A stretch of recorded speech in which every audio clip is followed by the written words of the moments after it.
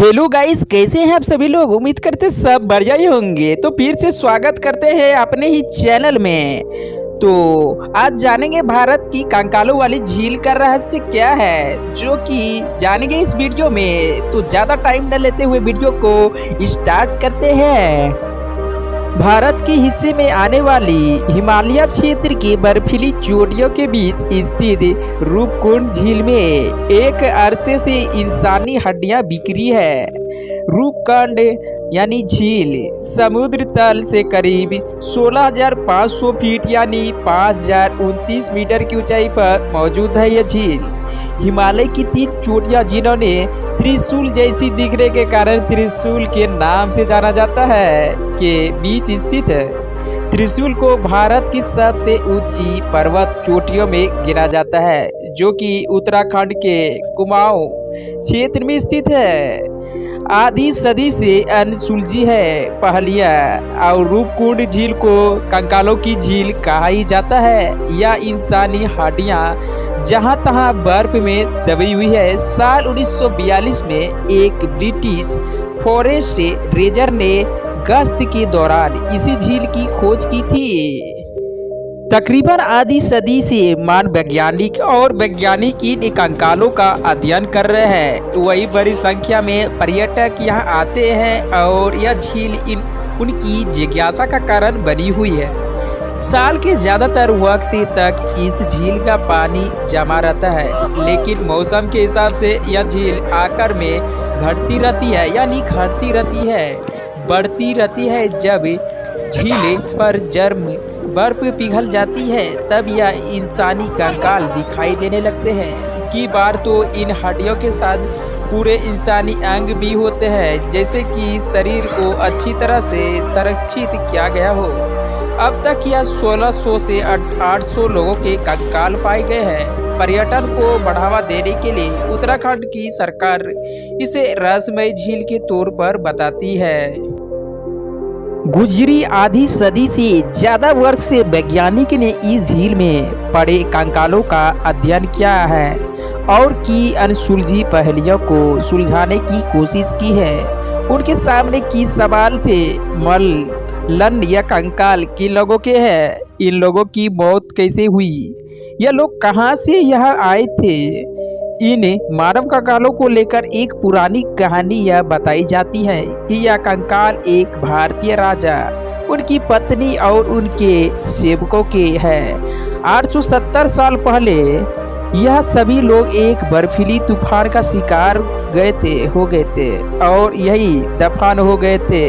दुनिया की सबसे खतरनाक कब्रगाह अलेप्पो के एक बड़े कब्रगाह में बदलने का खतरा यूएन। एक अन्य थ्योरी के मुताबिक इनमें से कुछ कंकाल भारतीय सैनिकों के हैं, जो कि 1841 में तिब्बत पर कब्जा करने की कोशिश कर रहे थे और जिन्हें हराकर भगा दिया गया था।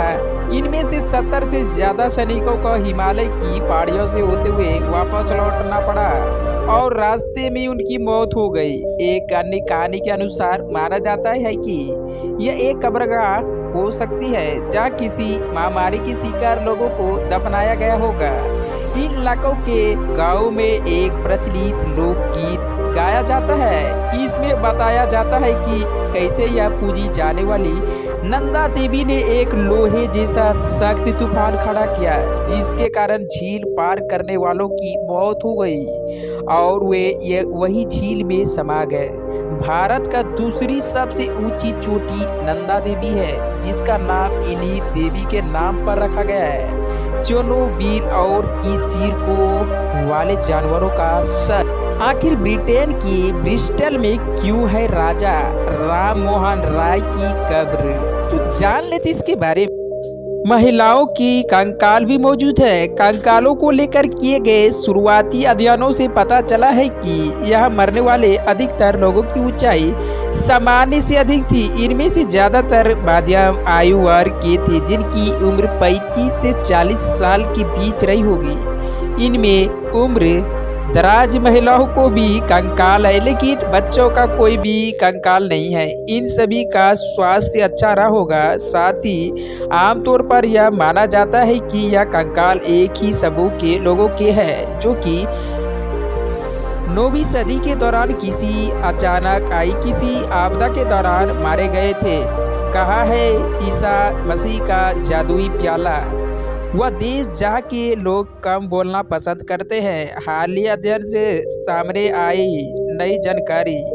5 साल तक चले एक हरियाली अध्ययन में कहा गया है कि यह सभी कपास शायद सच नहीं है। इस अध्ययन में भारत समेत जर्मनी और अमेरिका की 16 स्थानों की 28 सह लेखक शामिल रहे। वैज्ञानिक ने जेनेटिक रूप से और कार्बन डेटिंग के आधार पर झील में मिले 38 इंसानियों का अफसोस का अध्ययन किया गया। 15 महिलाओं के अफसोस शामिल है। इनमें से कुछ 1200 साल पहले के हैं।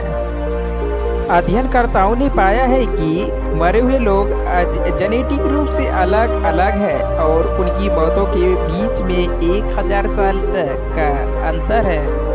अध्ययन की मुख्य लेखिका इंडो हार्न अवार्ड पुणे स्वीटी में PhD की छात्र है। वे कहती है इससे वे थ्योरी खारिज हो गई जिनमें कहा गया था कि किसी एक तूफान या आपदा में यह सभी मौत हुई।